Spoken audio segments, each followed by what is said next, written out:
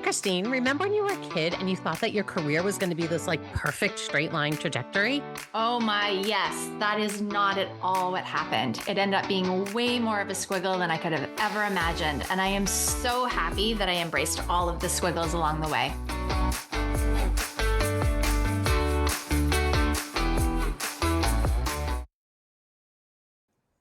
Welcome back to Embrace the Squiggle, where we uncover the hidden gems of career transformation, one unfiltered squiggly adventure at a time. We are Kristine. And Colleen. And we are here today with Lisa Michaud. Lisa, how are you? Thanks for having me. I'm so honored to be here, and it's so great to be here with both you, Kristine, and Colleen. Yeah, no, we're super excited too. And we always start off, Lisa, with how we know each other.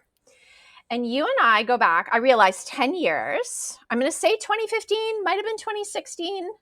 And we went through all of the modules for the Coaches Training Institute, I think. I think it was every single module. I think so. Yeah, you were one of the first gosh. people I met in Vancouver. I moved here late 2015, and I think we started our coach training 2016. Okay. And yeah, you were one of the first people I met. I loved our community of coaches. I was like, oh, finally, like some people that get where I'm going and get what I love and the deep conversations. So I'm so grateful that we get to stay connected all these years. I know. And I don't know about you, but I certainly got turned upside down and shaken out. That was the beginning of never going back, is all I can say about that experience. So, and then we've just recently reconnected through your hosting of mastermind afternoons in the city, which so exciting. We have another one coming up in a couple weeks. So. Yeah. Shout out to Conscious Lab and Jenna for hosting us the last few times. So great. I just, life gets so busy and I know so many incredible people. So probably like your podcast for you is a way for you to connect with really cool people and have great conversations. This mastermind has been a way for me to connect with really cool people and let them meet each other and just, build those connections that you don't get every day. No, absolutely. Absolutely. Okay, let's jump in here. So we always start off with our very first question of what did you want to be when you were all grown up? I feel like I embraced the squiggle from the beginning. I can think of like 100 different things I wanted to be, from an actress to an interviewer. I used to watch Oprah a lot and pretend to interview myself or other people, guests in air quotes in the mirror. There was a time where I wanted to be a doctor, but I will tell you, I have fainted too many times around needles for that to have ever been a viable career option. My mother was a nurse. She even tried to help me get more comfortable, and that just never worked out. There was a time where I wanted to be a dancer at a Mexican resort and like one of the activities staff. Let me tell you, that turned my parents real off. They were very, very upset that their child might want to just go and be an activity coordinator in Mexico, which is hilarious now to look back. I wanted to be a backup dancer for Britney Spears. And eventually, when it came time to actually think about university and start applying for schools, I ended up applying for both criminology and business. And my goal was to be a lawyer. So I don't know how we went from like interviewer and dancer to lawyer, but somehow I ended up there. And so you did university. Yes. So and what did you graduate with? Well, that was also a squiggle. I feel like I really have been I'm very on brand here for you guys. So okay, I love it. I went into university being like, I'm going to be a lawyer. I'm going to do my criminology degree and then go to law school. And pretty much in my first couple of months, I met my first lawyers, and just hearing their stories, I remember one of my law professors, a lovely human, wonderful person, but he talked about how he'd never been married. He didn't have kids. He had a dog, but he didn't even have time to walk the dog because he was so busy. And I just remember hearing that and thinking, that is not the kind of quality of life that I want. And that was kind of clue A, that this was not the right path for me. And then clue B, I remember just having to read a lot of cases and cases and cases. And what I really wanted, I loved to debate. I loved speaking. That was the reason why I thought law would be so fun, was because you had to kind of find like the angle and craft it. And that was the thing that I thought was really exciting. But so much of it was just reading cases and cases and cases. And I remember the homestay person I was living with at the time, kind of my surrogate dad, said to me, he's like, you got to be careful about getting into some of these jobs that are just so boring. And I was like, oh, that's exactly what this is. This is so boring. And so I ended up finishing my diploma in criminology and then decided to switch over to accounting. So I don't know why I thought accounting would be more interesting. This is another, lesson learned. But I knew business was something I was always found really fascinating. I knew a couple entrepreneurs and they said, if you can understand the money part of it, everything else you can kind of figure out. And so I went into accounting. I did a double major in accounting and finance. And really at that time, I knew I could learn the money pieces from the classes, and I wanted to learn the other pieces outside the class. So I really made the most of my university experience. I was the president of our business club. I started and ran a leadership conference called the Vancouver Island Leadership Conference. Still going to this day. I think it's like year 17 or 18 now. I went on field schools to China so I could learn about international business. I learned about marketing, HR, management of people, all those things like through these experiences. And so I feel like got a really well-rounded experience in university because I think even then that accounting was not going to be my jam. It was not going to be the forever thing. It was just a foundation for me to build on top of. Oh my goodness. I didn't know that about you because I did the exact same thing. No way. And yeah. Oh yeah, totally.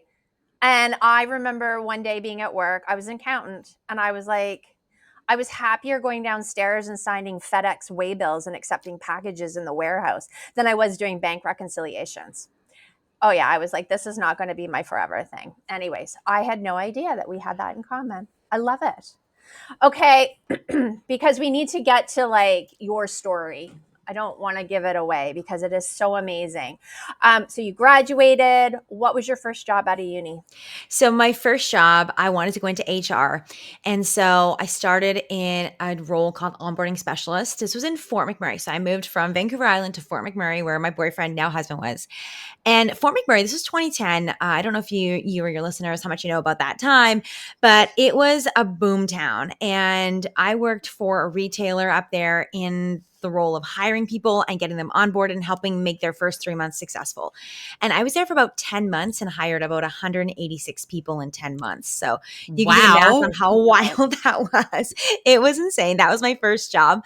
There was a lot of reasons why that job was not the right fit. And what I really wanted was to work on a team and like get more experience. So then I went off to work for Suncor Energy, which was one of the big employers up there. And I started in analytics. Again, that wasn't necessarily like perfectly for me. It was HR analytics, which at least was in that vein of what I thought I wanted. And then pretty forward thinking for back then, right? We're in 2025 and it's fairly new still. So it feels like it was forward thinking for an HR department to have an analytics person back then. Maybe, but that organization, because we did a lot of analytics. Most of the people in that organization are, oh my gosh, I have to think about the Myers-Briggs. Not to like stereotype people, but there's a lot of engineering types. Yep. People love their reports in that I love a lot of strategic thinking, right? A lot of strategic thinking. A lot of graphs, a lot of charts, a lot of reports, a lot of like people want the data. So I will give them a lot of credit for being great at data. It was the other pieces that we had to still work on, really help people to understand the importance of, because data they got. Like if we would give them data, they were happy all day long. So I started in that HR analytics role, and then that role there were some squiggles in that. So we started doing more planning and projects, which I really did love. And one of the projects we were a part of was something called the relocation of work. And so at the time, the company had a lot of people. They were hiring up in Fort McMurray, and there was a housing crisis in the community. There was not enough office spaces. It was very high cost of living. There was a lot of issues happening. And so the company looked and said, the project we were on was like, where do people actually need to be working, and can we make this better? And so I was part of that project. And ironically, in that project, my job ended up being one of the ones identified as being moved to Calgary.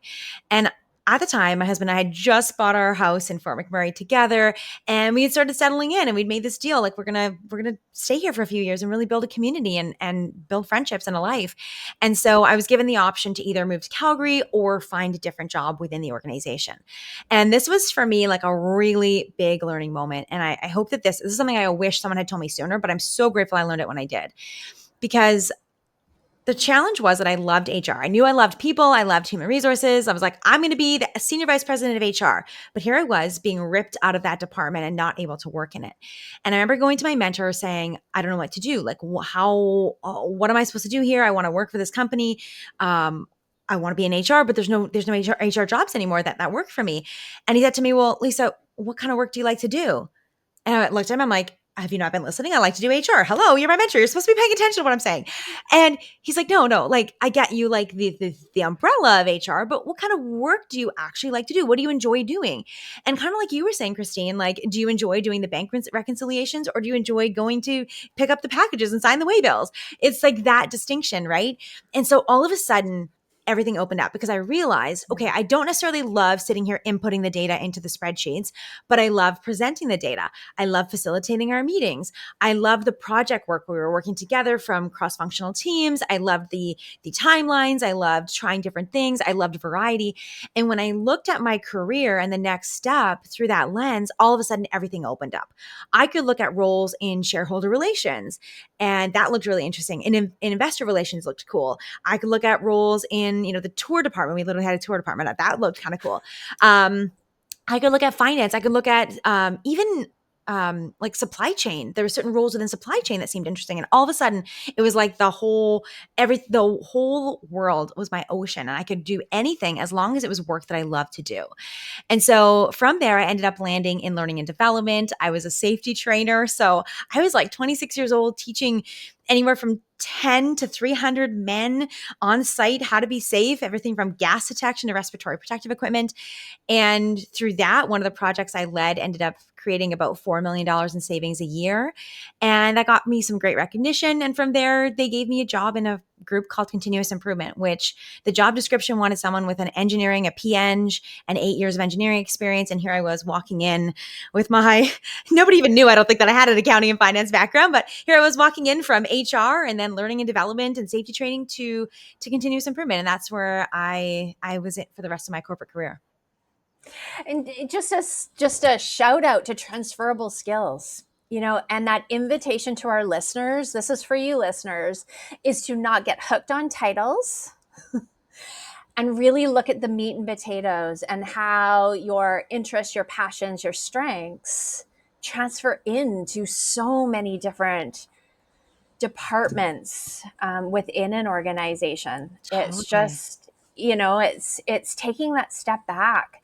But I just had this conversation with a client last week, and it was like just hooked and gripped onto titles. I was like, we need to loosen that grip before we continue on with the conversation. And job descriptions, right? Like, how many jobs have a specific degree requirement that probably wasn't accounting, right? Yeah. That you ended up having across your career. I constantly tell people it's really just that very first job out of college that anyone cares what the degree was in. Now, right, I also don't want my structural engineer who's building my bridges and roads to have a degree in biochemistry, probably, right? Like there are definitely some careers where people need a very specific degree, but the majority of careers out there, right, you can do because you have the skill and you can learn things, right? Most of this is not rocket science or open heart surgery, right? Most of these careers are things that you can show up with your skills and learn them pretty quickly. And just a shout out, Lisa, to your mentor. He was amazing. Still to this day, we still stay in touch. Like, he absolutely was incredible. He opened up my eyes to so many things.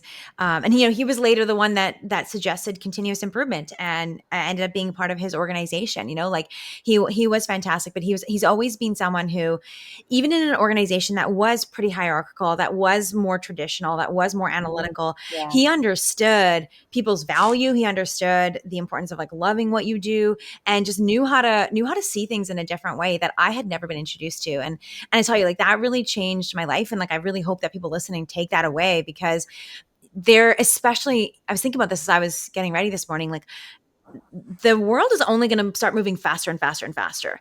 Like, this was, fit my career path over the last like 15, 20 years. And I feel like the next 15, 20 years, it's going to change even more. And so one of the most important skills, I think, that has helped me in my career that I think can help anybody is being adaptable, being open to doing new things, being willing to try. And it doesn't mean you have to end up in jobs that you hate for a long time. In fact, they'll probably change before you can get bored of them at this point. But it's about just really being flexible and knowing that you can learn on the go. And I think that's going to be one of the most important skill sets going forward, is recognizing what's needed now. What skills do I need now, and how can I adapt? How can I step up for this moment where my business, this company, the community, my skills are needed, and I can help fill that. And those are human skills. Those can't be replaced by AI.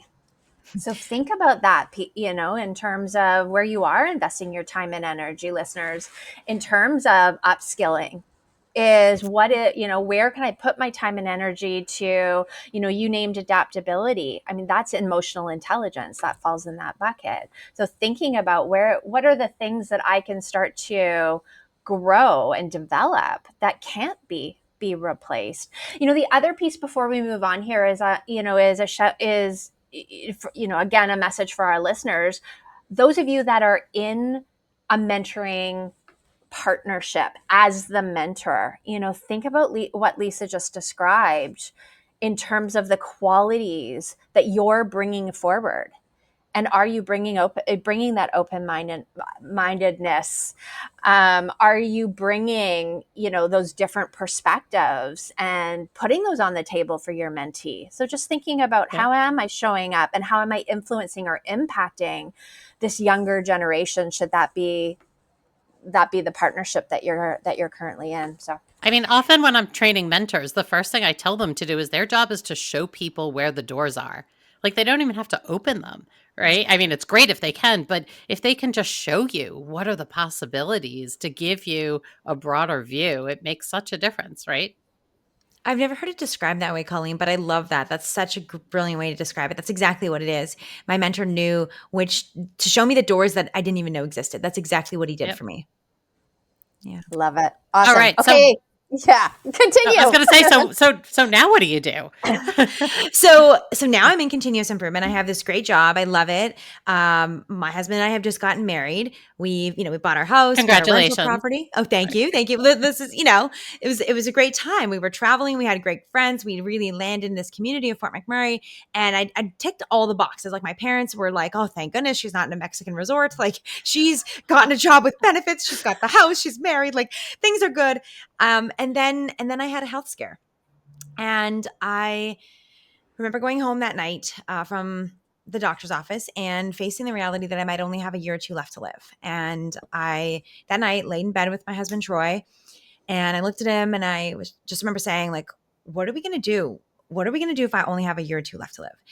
And he's the pragmatic one. He wasn't the one that wanted to be the Mexican resort dancer. Let's just say that. And he looks at me and he's like, well, Lisa, you're the one with the timeline. What do you want to do?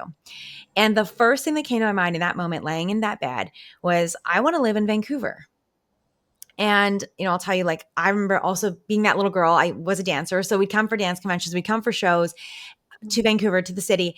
And my parents would fall asleep in bed, and I would sneak to the hotel room window and open up the curtains and listen to my Kristine Aguilera CD and listen to the sirens and just be like, oh, I want to live here one day. And, at the time, obviously I was like 12. I couldn't really move here. And then my university wasn't here. And then my boyfriend wasn't here. And then my next boyfriend wasn't here. And then I was in Fort McMurray and I had a solid job. We had a house. We had a second house. My husband's a small town boy. We have a quad, an ATV. What the heck are we going to do with an ATV? And, Vancouver came so expensive. And this dream that I had of living in a city, I'd put it on the back burner. I basically had said, like, in another life. And in that moment, laying in that bed, I really faced this option of, if I only have a year or two left to live, what am I going to do? Am I going to continue to say, this is why I can't, this is why I can't, this is why I can't? Or am I going to start to ask, how is this possible? And so for me, that was a big wake up call for me. That was a big moment of realizing that there was all these things. I thought I was doing pretty good. I thought I was pretty ambitious and making things happen. But I realized that there was all these things, these voices, these stories, these wishes, these hopes, these dreams that I was ignoring and telling myself wasn't possible. So I'm very lucky that it was just a scare. I'm healthy. And it took some time to figure this out. It was not like the next day we burned everything down. But over the next 9 to 10 months, we sure did. We quit our jobs. We sold a whole bunch of stuff, sold cars, sold houses, and made our way to Vancouver and moved here. So that was a really big catalyst for me to change. When I moved here, I just thought, kind of like you get a job. So I started looking at the jobs, and in Vancouver, they were so cool. I was getting interviews with like my dream companies, the foosball tables, the kombucha on tap, like that kind of a dream job, which was unbelievable to think of compared to the work environment I'd been in before. And I remember having this moment again. So I was looking at this job description that should have been perfect. And I'm like, why do I not want this? Why am I not excited to apply for this? This should be perfect. And I realized, like, I don't want a job. I want to start a business. And when I think back, that was another squiggle I could draw lines back to. When I went into business, I thought, I love business. I would love to have a business. But I put the word one day there, and I kept pushing it off. And I remember being in my corporate job, my last one. I was so blessed. So they gave us coaches, executive coaches. And so I got to work with a coach for over a year. And he was transformative in my life. He was transformative as I was getting ready to get married, my personal life and my corporate world, like as in my leadership. He was just changed so many parts of my life. And I was like, I'd love to be a coach one day. And when I was running my leadership conferences and I'd see the keynote speakers on stage, I'd be like, I'd love to be a speaker one day. And I realized, okay, I've come all this way. I've, sold houses, sold a bunch of things, quit my job, moved to downtown Vancouver. I share a parking stall with a quad. Like, come on, everything's changed. And here I am still telling myself one day I'll do the things I want to do. And so that was, I think, the last big aha of like, okay, it's time. Like, let's go. Let's figure out this coaching thing. And that's when I signed up for CTI and started getting trained as a coach. And got to meet you, Kristine. And that really kicked off the next squiggle of my career journey. So tell us about your entrepreneurial world. Lisa, I'm just going to call it, you are a mover and a shaker in this world. I was flipping through Instagram last night, and an account that I do not follow popped up as a suggestion. And I swear to God, you were in one of the photos. Wow. In the reel. Wow. You were in the reel. I was like, I need to follow this. So I was like, follow. Anyway, you showed up in the reel. Anyway, that's funny. So talk to us about your entrepreneurial venture, because it has squiggled. And you're doing something that right now is so cool. And it's like you've turned a passion into a profession, is what I would also call it. But talk to us about your entrepreneurial bucket, because it's cool. Thank you so much for those kind words. And I've got to tell you, it doesn't always feel that way. And it certainly hasn't been perfect. And there's been a lot of lessons. So I just want to put it out there. I mean, I'm sure we all know this on some level, but what it looks like on social media isn't always what it is. Never, ever, right? Ever. Lots of ups and downs. Like I remember starting out and just thinking like right away I would have all these clients and they didn't come. Yeah. And so it was like figuring out, what problem do I solve? How do I really help people in marketing that? In that time, I got pregnant and was so function. And then thought, it'll be better when I have the baby, not realizing what it would be to have a baby. Right. Isn't that so lovely and naive that you would think that at the time, right? I know. I was like, I'll be back in like 4 weeks, 6 weeks. And like, oh gosh. And it took us a long time to find childcare. And then we finally did find childcare. And a few months later, we lost that childcare. And then we found a new childcare. And then the COVID pandemic came and we lost that childcare again. And then for the next 3 years, it was very unpredictable, because every time my daughter sniffled, she was home with me for a week. And let me tell you, there's a lot of sniffles that happen in that age before age 5 and 6. So there's been a lot of stop starts. And I think, part of me feels like, can look back on that and be like, man, I wish it had been different. I wish I had gotten to be consistent. But I also feel like a part of that is just like, it's how life goes. And we don't always get to control every part of the story. We don't always get to control when the opportunities come. We get to control our preparation for them. We get to control how we respond to them. But it's though there's still things in life that happen that you don't always get to choose. And whether it's, in my case, the child and the really unpredictable childcare. I know you guys had Michelle Hui on here with her squiggle of welcoming baby Goldie into the world. I mean, there's so many different ways that life can come and throw curveballs. And so my entrepreneurial journey has certainly been one that has like had to respond to those as well. One thing I'll say that I think has really helped, and this is there's a tie to where I am now. When I had the health scare, one of the other moments that became really clear is, we had been working very hard. We were making decent salaries. We were saving a lot of money, paying down our mortgage because like that's what you're supposed to do to be a good girl. And when I faced that reality that I might be really sick and might have to take a lot of time off, I realized we were doing the working hard, not our money. And so I realized like we had money just kind of sitting there in a savings account, in GICs. Like I think I made like $3 over 4 years. Like it was like, oh my gosh, like we're not gonna be able to do anything with this. And so it also got me very intentional and passionate about, okay, I can work hard, but I have to also figure out how to make my money work for me. And there's been a whole journey here. And so one of the things that's been really helpful is as I've been also building my coaching practice, we've also been really working on real estate investing.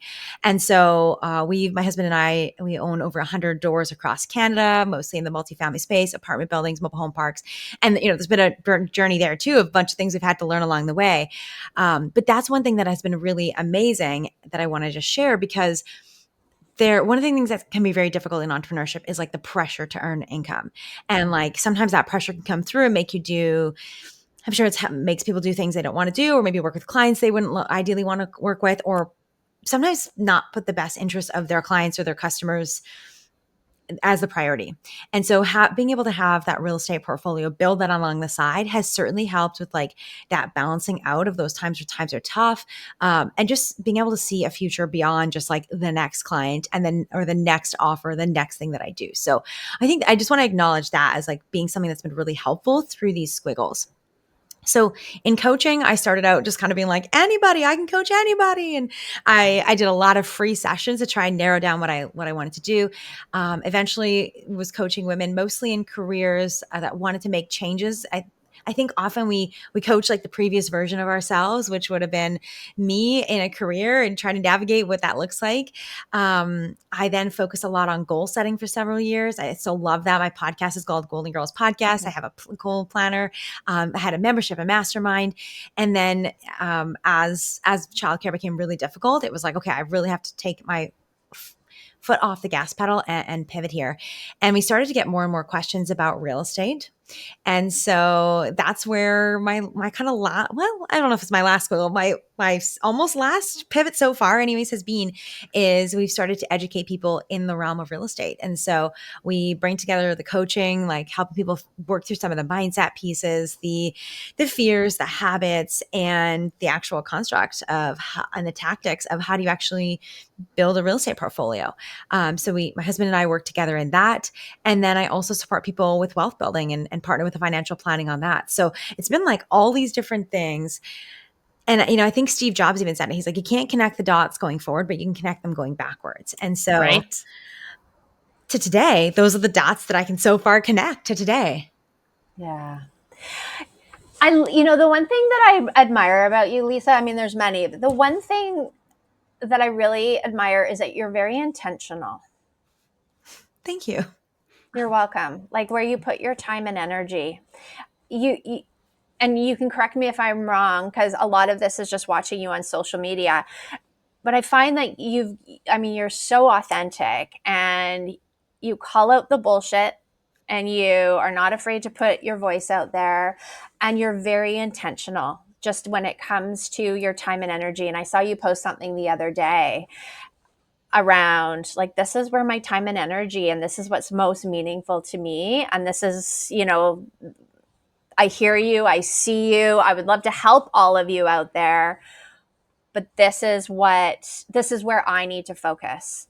And I admire that about you, especially as an entrepreneur, because I'm the first to admit that I can get I can, I can get distracted and start going down a rabbit hole of like, oh, I wonder what's over here and I wonder what's over there. And actually, Colleen, I admire that in you too. Like, I've learned a lot, in terms of our conversations and just knowing what you do with your business, because we can detract ourselves so easily. Oh, so easily. Right. And And I think we all do, no matter what, right? There's always been like these random little shiny objects. And typically, I will say, as an entrepreneur, the shiny object usually is attached to money, right? Like somebody's like, hey, would you be willing to do this for us for X number of dollars? And like I've said it before, we have 2 kids in college right now. Anything that has a good dollar amount attached to it, I'm always like, right? Like I'm much more likely to say yes now than I am going to be in a year when they are done with college and I don't have to pay tuition times 2, yeah, right? But it is hard to stay really focused and intentional. And what most entrepreneurs will tell you, that the more focused and intentional they are, the easier it is to market themselves, right? The easier yeah, it is to grow your business because people know what you do.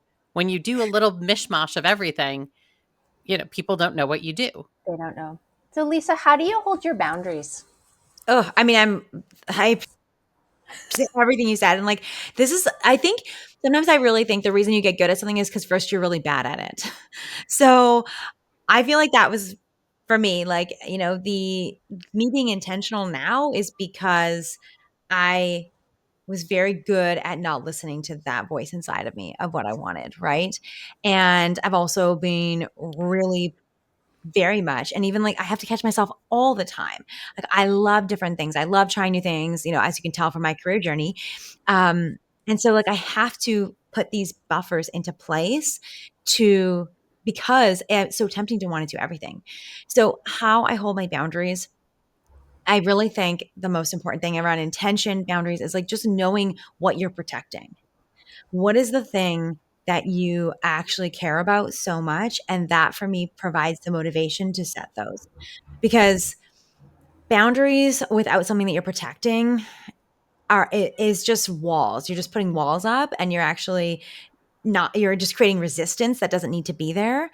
But for me, I really think about boundaries as being the way that I protect the things that are most important. So that is number one, is knowing what that is. Right now I'm super clear in that, my daughter, she's 7, just turned 7. Even just this morning, like the first thing I thought of when I woke up was like, wow, like we went to the home show on the weekend. And part of me was kind of like, oh man, like we didn't get to see everything I wanted to see. And like, like with a 7-year-old, but then I'm like, man, it was so funny. Like the kid, she loves jerky. So we spent like way too much time at the jerky stand. And at one point I like looked and I'm like, how did you get 4 more cups of jerky? Like, oh my gosh, we're gonna have to buy the jerky. Um, and then we spent like probably a solid half an hour on, it's like a split head bed at the Sleep Country station. And she just laughed and giggled and like had the best time on this bed. And I'm like, oh my gosh, we're also gonna have to buy this bed, like we're just, and part of me was like, I wanted to see everything in there and I wanted to go do this and go to show. And it's like, you know what? I probably have a few more years of this like silliness, this playfulness, this like hilarity over this bed. And I just need to treasure that. And so I have to remind myself because it's very easy. I am somebody that's ambitious. I do have high standards. I struggle with perfectionism and wanting to be doing things all the time. And so I have to really go back to this is what's important in my life. And, every week I sit down and I plan my week. But before I do, I look back at the last week and say, like, what am I grateful for? What am I proud of? What were the best moments? Like, what are those things? And that helps remind me for the next week of like, it's those relationships with my daughter. It's community. It's having friendships. It's moments with my husband that were really tender, that were really important. It's beautiful client ahas that I need to prioritize. Like, how do I get more of those? And so like those things really help me, but I have to understand first what I'm protecting, because that gives me the fuel to then go forth and be like, hey, and honestly, this is not profound at all, but it's really helpful. I sometimes just go to ChatGPT and I'm like, help me respond to this person who wants to pick my brain in a kind, friendly way and tell them. And so sometimes I use ChatGPT to help me figure out what to say and how to say that and figure out what that is for me. But I think part of that also, like I have a lot of people ask me like, how do you do all the things? And how do you be a mom and have the business and have real estate and all these other things? And it's like, it's because I don't say yes to all those things. Because there's a lot of And things. figuring that out for yourself and holding that boundary is really hard. I have a friend who's a lactation consultant of like, right, just random Wonderful. things, right? Such an important gift. Fabulous, fabulous, fabulous job.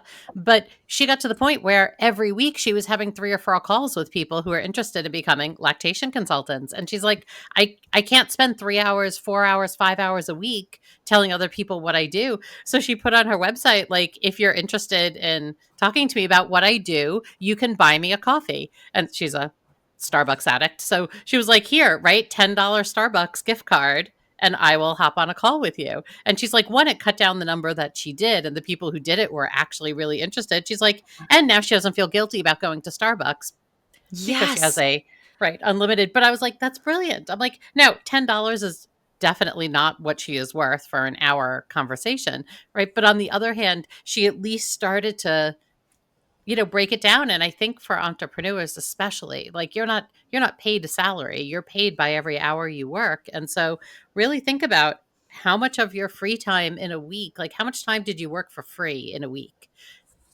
Absolutely, absolutely. I love that she did that. I think everyone needs to do something like that.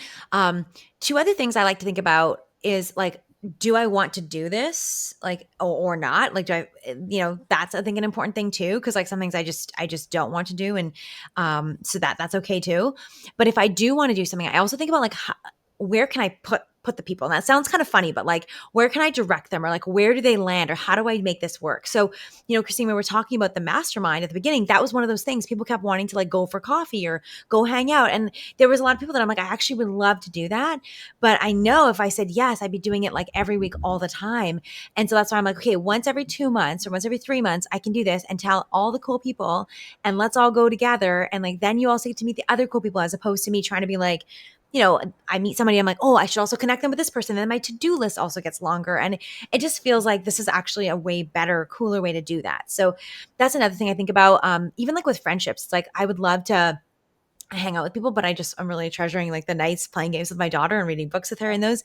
And so it's like, okay, for example, like I'm hosting clothing swaps, like 1 or 2 a year. So it's like, hey, come to my clothing swap and we'll hang out then.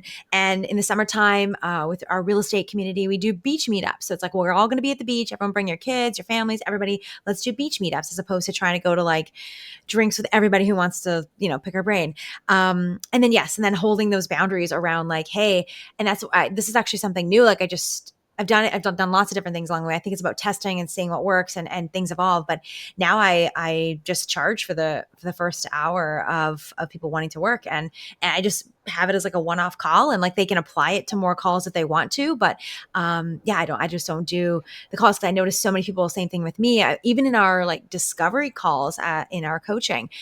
I always wanted to leave people with value, but I was giving them so much value that then they were like, all right, I'm good. I Thank you so know. much. And I'm like, Right? I know.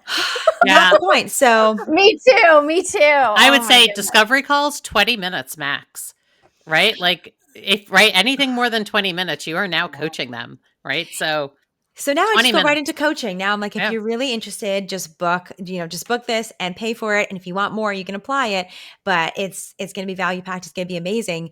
And it's not going to be free.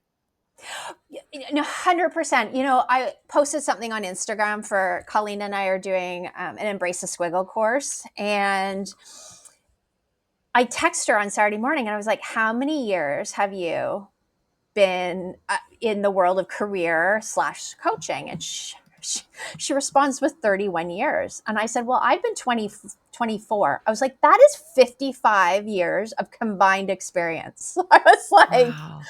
that hit home. That hugely hit home. Number one, how lucky am I to partner with somebody like that? And number two, I was like, we are not giving away this stuff for free any longer. Not that we do, but that really hit home for me. Not just, and just on so many different levels. And I think as entrepreneurs, time is our most precious commodity and we have to protect it. And I don't have children and yet I've, sold my soul to the bike. And I have protocols sitting in my inbox where I need to be on the bike between 2 and 4 hours. It's like, that's a good chunk of my day. And I can't be all over the place. So I totally hear you. And I think, Lisa, you like just so many words of wisdoms. I'm making up language now. Your words of wisdom.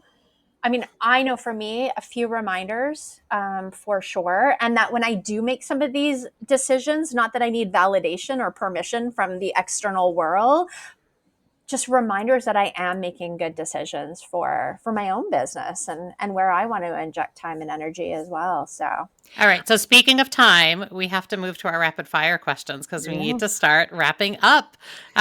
Because as you go. usual, we go over so I often, know. so You go, often. Colleen. Bring All us right. home. All right. Here we go. All right.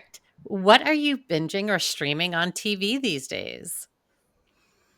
Oh, if I'm lucky enough to get the remote, because let me tell you, it's a lot I of mean, Disney Plus. right. I was going to say it could be a Disney Plus thing these days. Moana 2 just came out, so that's a hit right now. Fantastic. Great Yeah. movie. And if I have a few minutes to myself at nighttime, I'm rewatching Sex in the City because I just love that series. It's so fun. Like it's just one of my favorites of all time. I don't watch a lot of TV, but at night if I get like 30 minutes, it's a nice little like treat for me I do a castor oil pack with a heat pack and and just watch some Sex and the City and hope Nice. my I love child doesn't it. come out. Probably don't want the 7-year-old watching that. Exactly. She's peeking through the crack in the door. I wait till there's snores, Kristine. I have Oh, to. there you go. I All love it. righty. If you were to get a tattoo, what would it be? Maybe my daughter is probably like the only thing. I've almost gotten tattoos several times, and every time, like 5 years later, I'm like, "Ooh, glad I didn't do that." So, the one I've been the most serious about, like I mentioned going to China for to learn about international business, and that trip was really transformative for me. And one of my friends gave me a Chinese name, Li Huijin, and I thought about at some point like getting that tattooed Well, because it was that's such cool. a change. But I'm also glad I didn't because like I just feel like that lives in my heart and my soul and the way I live my life and who I am now that I don't necessarily need the tattoo thing. Yeah, I guess probably the only thing is my daughter. Nice. Yeah. All right. What is your favorite color? Like, what color brings you the most joy?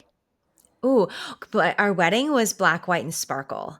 And I really love like sparkle I and love glitter. sparkle as a color. I love Yeah. it. Well, I was at the Taylor Swift concert in December, and I was unprepared because I got tickets very last minute, and my friend brought me these beautiful sparkles. She bought like four. She was like, I don't know what I want to wear, so she gave me these beautiful sparkle. Like I have a sweater and I have a jacket now, and I just love them. I love like the sparkle. It's just so fun. Like I've worn it to kids stuff. I've worn it to adult stuff. I wore it to Taylor Swift. Like I'll just wear it now. I'll wear it to business conference on stage. Like I just think it's so fun to just be a little razzle dazzle during the day or Yeah. Oh night. my God. One of our early guests was a stylist, and she talked about that of like wearing the sequins tank top even with jeans or with a business suit or right like to not keep them for the holidays and special times, like wear them all the time. So go sparkle. Yeah. All right, our last one is what's a book recommendation you have for our listeners, either fiction or nonfiction?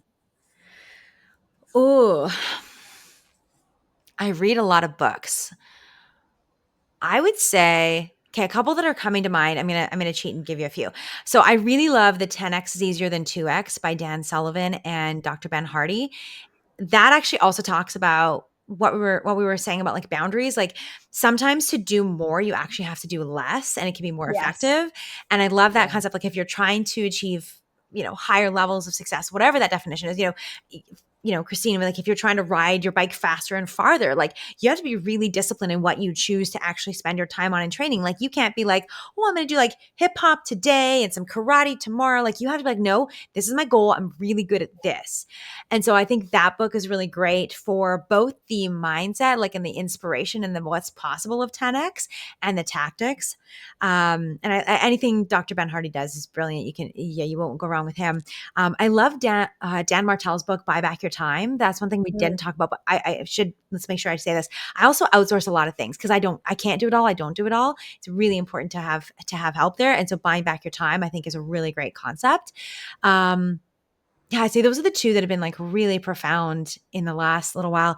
And then for fiction, I'm going to throw out there, I love The Seven Husbands of Evelyn Hugo. I thought that was really good. I don't know if you guys have Oh, read great that, book. but Yeah. so good. Yeah. Okay. It was very good. I love it. Amazing. Lisa, we could talk all day. I know. There's so much that I know we haven't untapped about you. And you guys do such a great job of asking such perfect questions to really help, land. I hope, hopefully, I brought out some messages that will be really helpful for everyone listening. Oh, So 100%. There were some yeah. great nuggets in here. Oh, yes. No, I'm sure Colleen's got a million quotes, and Lily will pull them all out for us too. No, Lisa, you are a delight. I'm so glad that we were able to make this work in both of our schedules. I look forward to seeing you in person in about 2 weeks' time, I believe. Me too. And thank you so much for having me. I love that you guys are doing the show. I wish that I had been exposed to a show like this when I started my career, because I think it would have helped open even more doors for me. Show me where the doors were, help me open them. And I know that's what you're doing for so many people. So thank you for having me be a part of it. I really appreciate it. Thank you so much. As we close off for today, this week's Embrace the Squiggle podcast is brought to you by Mac City, where they are reshaping how individuals and businesses thrive using their strengths to achieve their highest goals through training and executive coaching. And our weekly shout out to Lily. Lily, you're the best. That's all I have to say. You keep us on track. So thank you, Colleen. Thank you, Lisa. And we will see you next week. Thanks, everyone. Is it time for you to add a little squiggle to your career? Join us every week to hear from another guest talk about how they embrace the squiggle. Subscribe now and find your inspiration.